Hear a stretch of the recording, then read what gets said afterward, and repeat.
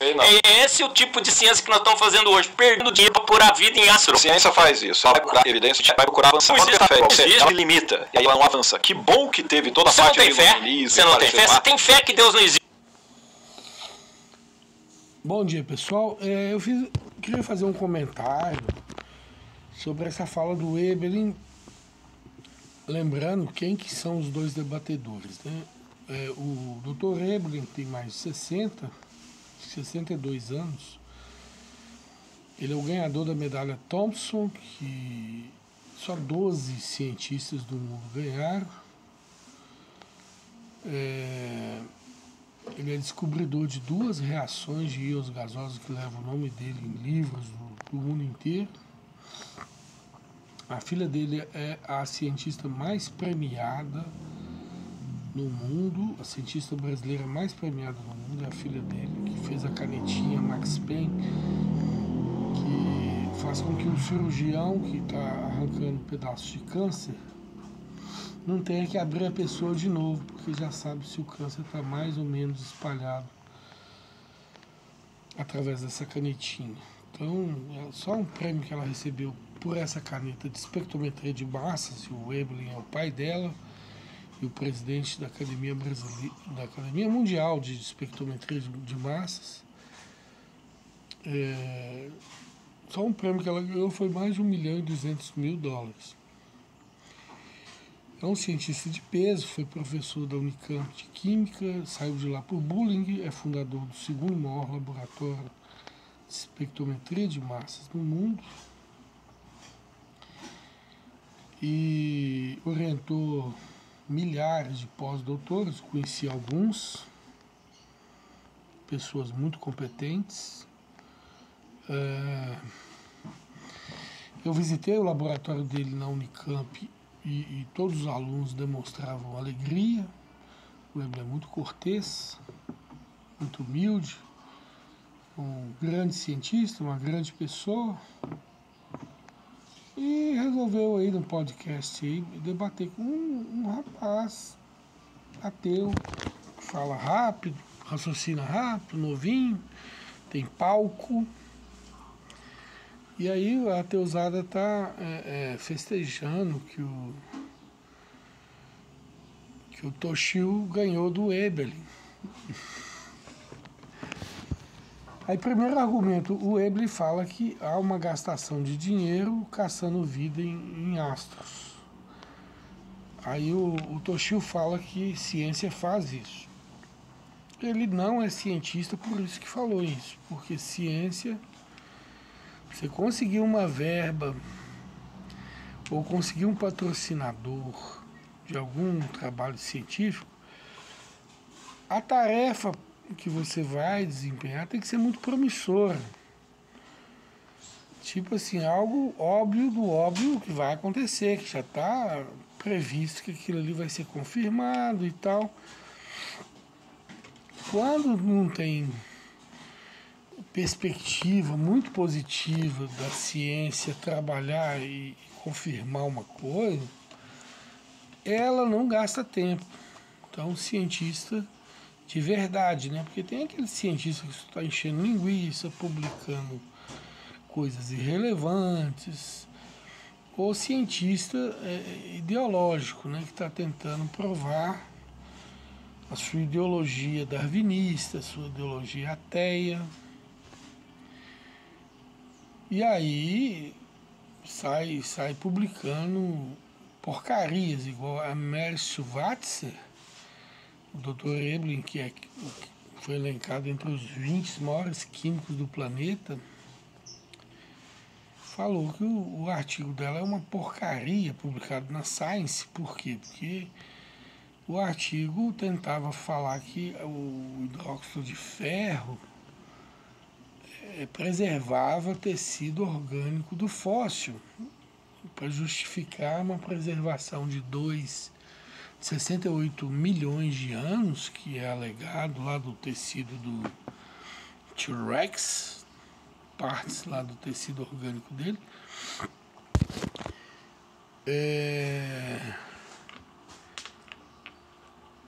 ela fez um experimento com hidróxido de ferro e preservou-se mal 2 anos e publicou na Science que esses 2 anos espelham a possibilidade de preservação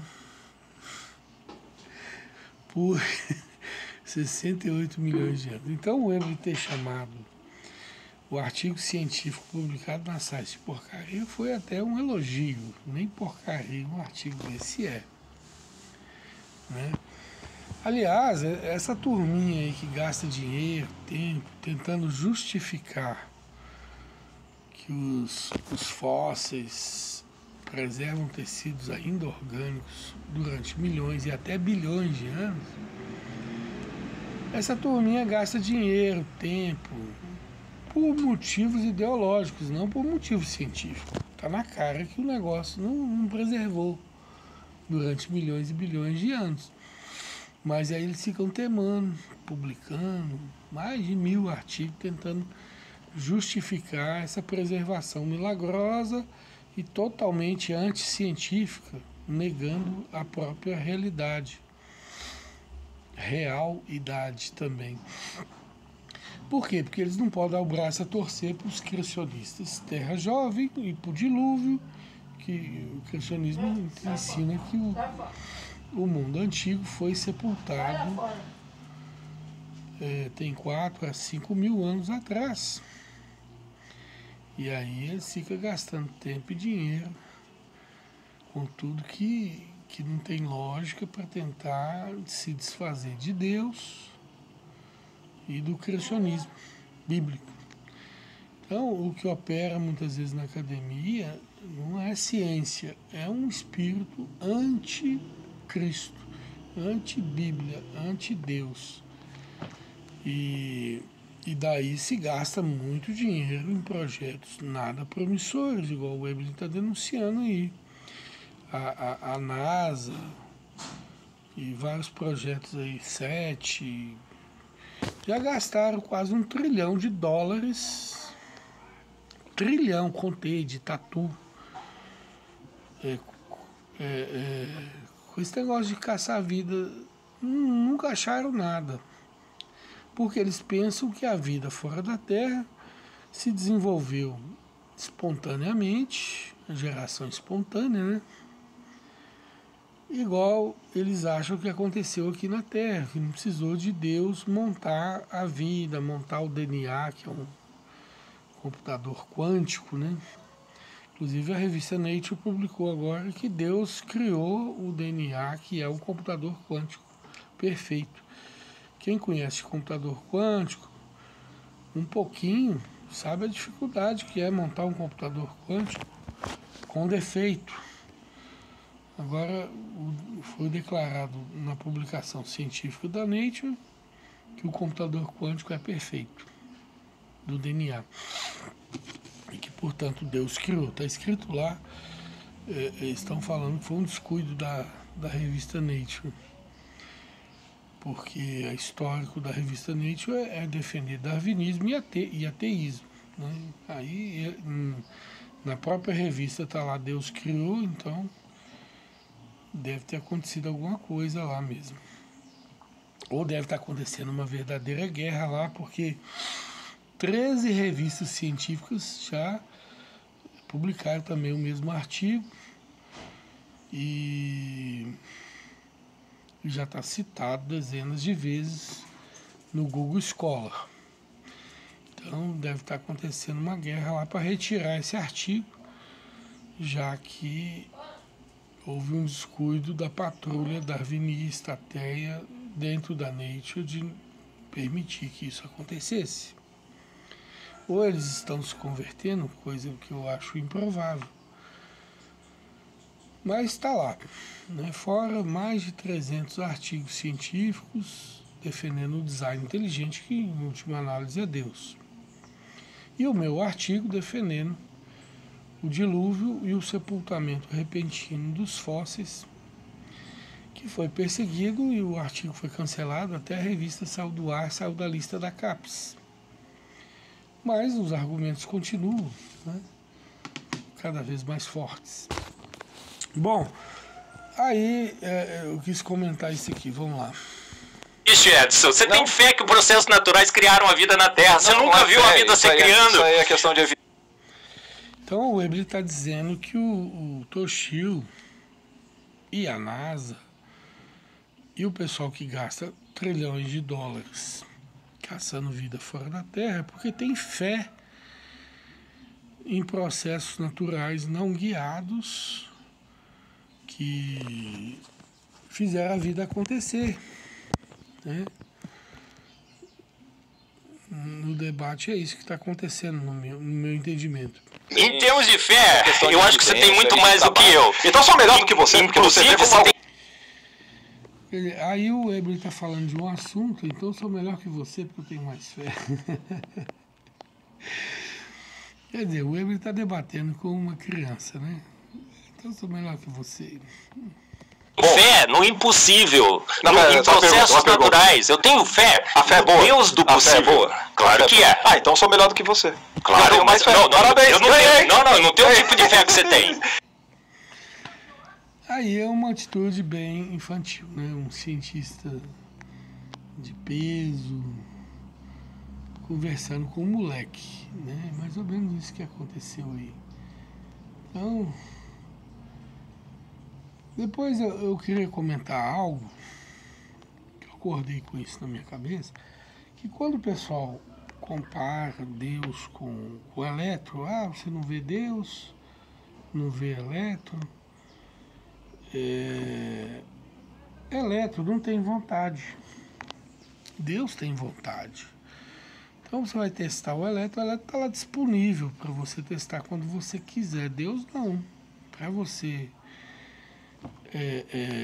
testar Deus tem que ter humildade, tem que ter sinceridade, amor, respeito, né? Porque o pessoal quer que Deus apareça de qualquer jeito, igual o Toshio vai falar aí. O Weber vai apelar para a alma dele, olha só. Você tem a fé no impossível, então você não pode comparar. Você tem fé em processo. Eu creio num Deus todo-poderoso que todas as coisas fez pelo poder único, exclusivo da sua palavra. Claro que eu tenho. Você conversa com ele? Claro que eu converso. Por gentileza, chama ele aí agora. Vamos trocar uma ideia. Quer que eu conte alguns milagres? Não, eu quero que você chame ele agora. Vamos trocar ideia com ele. Ele é onipresente? Ele tá aqui? Um dia você o verá. Não, ele tá aqui? Ô, Edson. Ele tá aqui? O que se pode conhecer? Tá aqui. Sabe o que ele diz? Ele tá aqui? Cara, é uma exigência boba, porque todo mundo sabe que Deus ele se manifesta de forma especial, né? E em geral Deus não se manifesta de forma física. Por que fala em geral? Porque às vezes ele se manifesta também por meio de algum aspecto físico. Para mim, ele já se manifestou por meio de aspectos físicos. Quando eu briguei com ele, cheguei a brigar com Deus, porque que ele permitiu o sofrimento no mundo. E ele se manifestou por meio de um vento. Quanto mais eu reclamava e brigava com ele, mais a mata ventava. Quando eu parava de brigar, a mata parava de ventar. E aí eu percebi essa coincidência e fui testando. Falava, ventava, parava, o vento parava. Aí eu percebi que era Deus no meio da mata, no meio da briga minha com ele. Eu nunca tive tanta fé de que ele estava presente igual naquele dia. Só que eu ajoelhei no meio da mata, temendo que um raio caísse na minha cabeça, porque eu tinha sido abusado, folgado, questionador, igual esse Toshio aí. Só que o Espírito Santo,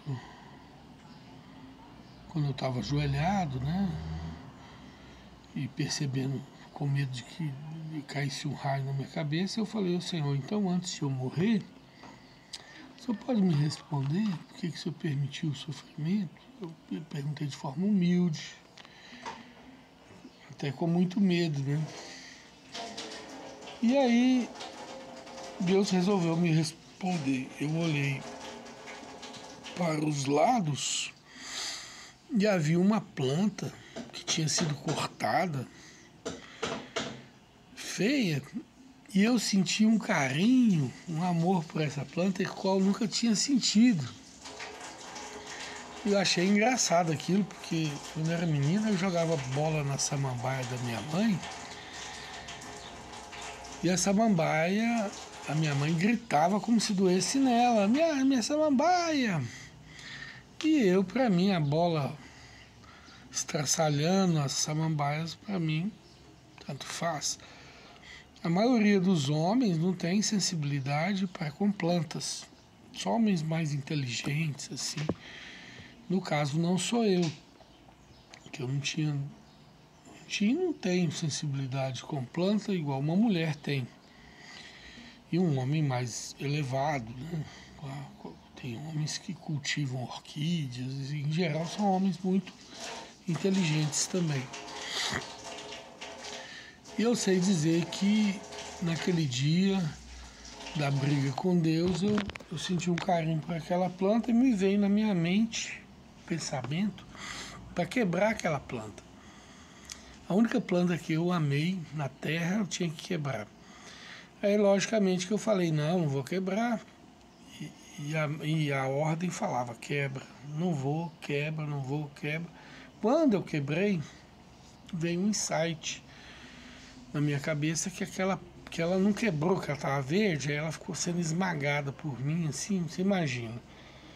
Quem vai me entender aqui é só mulher, né? E homens mais elevados. A única planta que eu gostei sendo esmagada. Me senti mal com aquilo. E aí, naquele momento, eu percebi que aquela planta representava Jesus na cruz. E que o Filho de Deus. E que o máximo que Deus poderia fazer por nós, ele fez, que eu devesse confiar nele, já que ele foi capaz até de morrer na cruz. E que o sofrimento que a gente passa aqui na terra não é só nosso, é dele também.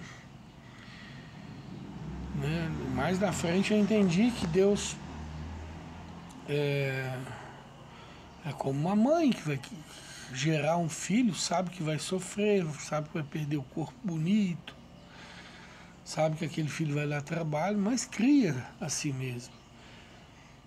E mais na frente eu percebi que o saldo positivo do futuro, que para Deus não existe presente nem passado, ele já vê o todo, é muito maior do que o saldo negativo do sofrimento. Então eu tive esse vislumbre durante a vida e naquele momento ali da cruz de Cristo e parei de brigar com Deus. Até hoje eu não brigo, eu confio que Ele está fazendo o melhor que pode, está sofrendo junto com a gente,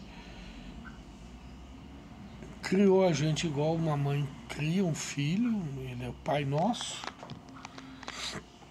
E em Deus tem aspectos tanto masculinos quanto femininos, porque diz a Bíblia que Deus criou homem e mulher à sua imagem. Então Deus não é um machista, machão, né? Ele tem as características que a mulher tem também. Né? Daqui a pouco vamos falar que eu estou chamando Deus de gay. Não é isso. Existem homens, né, que eles trazem com eles características de delicadeza, de sensibilidade, etc., que uma mulher também tem. Tem até a androgenia, que fala um pouco sobre características de humanos especiais, que eles conseguem dialogar com os dois universos, masculino e feminino. Muito bem, aí nem sei o que eu estava falando. Deixa eu passar aqui para frente. Me chame aí a matéria escura, a energia escura. Ela não é Deus. Chama o eletro para eu ver. Ô, matéria escura, ela não me ouve. Me fala aí, me traz Deus. Você está comparando Deus com matéria escura. Caraca. Edson, posso falar uma coisa? Você quer saber? Você quer ter uma experiência com ele, eu sei que pessoal? Não existe, mas chama ele. Mas você quer uma experiência? Eu quero que eu... Você vê que o Edson aqui corrige o Edley. E E corrige até certo, né? Comparar Deus com matéria escura. Não pode, né? Porque a matéria escura, ela não tem vontade própria.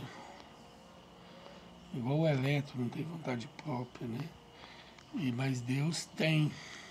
Então você pode chamar a matéria escura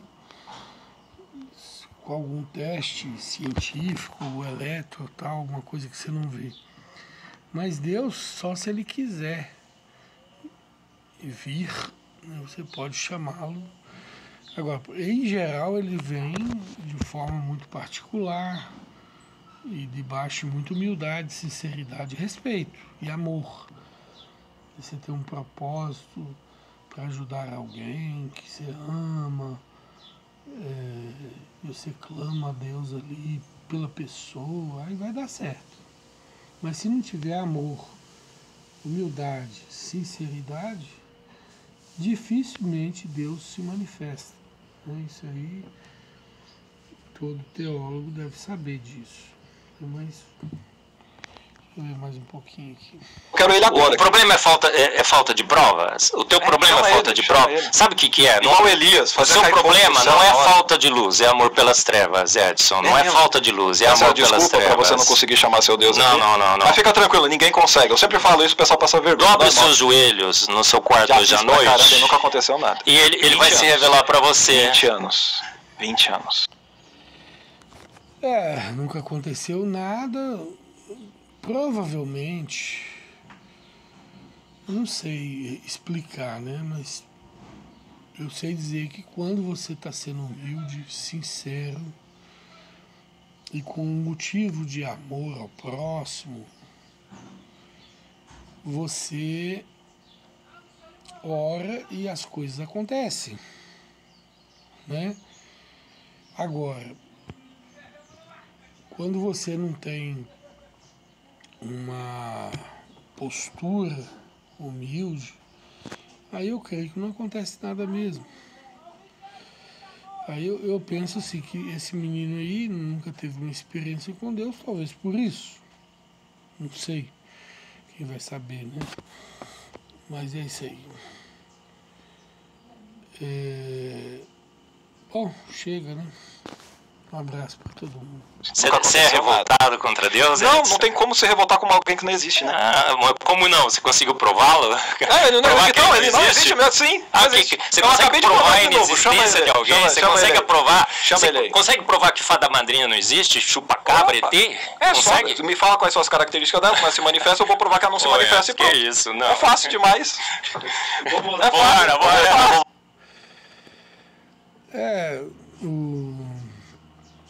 A revista Nature publicou agora, né, que Deus criou o DNA, que é um computador quântico perfeito. E está provado, Deus, né? Quem entende um pouquinho de computador quântico vai... Não tem como ser ateu, continuar sendo ateu. Já tinha os argumentos do design inteligente, agora do computador quântico tá difícil demais ser ateu dentro da ciência. Já estava difícil, já estava impossível. O design inteligente já tinha publicado mais de 100 artigos. Agora vem um na Nature, escancarando, Deus criou o DNA. A vida do ateu está complicada, viu? Mas é isso aí, um abraço. É fácil.